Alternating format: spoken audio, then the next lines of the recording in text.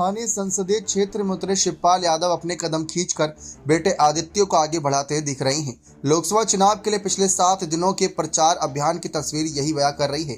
इन दिनों में 40 नुक्कड़ सभाएं या जनसभाएं हुई, जिनमें सपा प्रत्याशी ने 5 में मंच संभाला। शेष 35 कार्यक्रमों की कमान आदित्य यादव ने संभाल ली। मंच पर माइक और दोनों उन्हीं के हवाले रहे। वह पूरे समय बदायूं संसदीय क्षेत्र में है।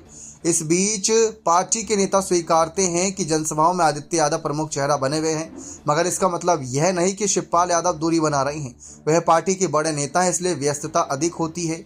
संसदीय क्षेत्र में इस बार अगर हम देखें तो बुनियादी तौर पर यहाँ पर महासचिव कहीं ना कहीं शिवपाल जसवंत नगर से विधायक और स्थानीय प्रत्याशी शिवपाल के बयान के कहीं ना कहीं बातों से काफ़ी असर पड़ा। बीते दिनों उन्होंने कहा था कि बदायूं की जनता जिस तरीके से यहाँ पर नजर आ रही है, युवा नेतृत्व चाहती है, ऐसे में वह बेटे को चुनाव लड़ाना चाहते हैं, जिस पर अंतिम निर्णय नेतृत्व को लेना है। इस बयान के बाद क्षेत्र में उनकी सक्रियता पर चर्चा छिड़ गई।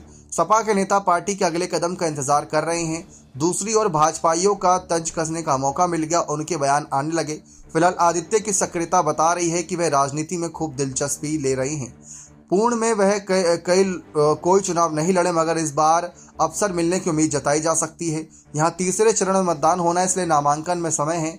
माना जा रहा है कि नामांकन की तारीख करीब आने के साथ ही सपा नेतृत्व का कोई निर्णय आ सकता है। संभव है कि शिवपाल यादव भी मैदान में डटे रहे या उनके दिए सुझाव पर नेतृत्व विचार कर ले।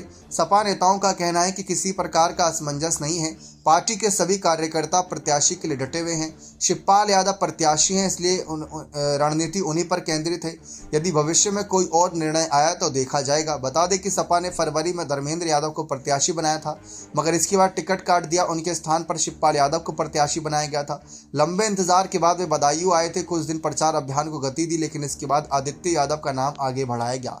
एक चर्चा ये थी कि अगर चाचा शिवपाल इस सीट से जीत जाते हैं तो जसवंत नगर सीट खाली होगी और वहीं से आदित्य यादव को आगे कर दिया जाएगा।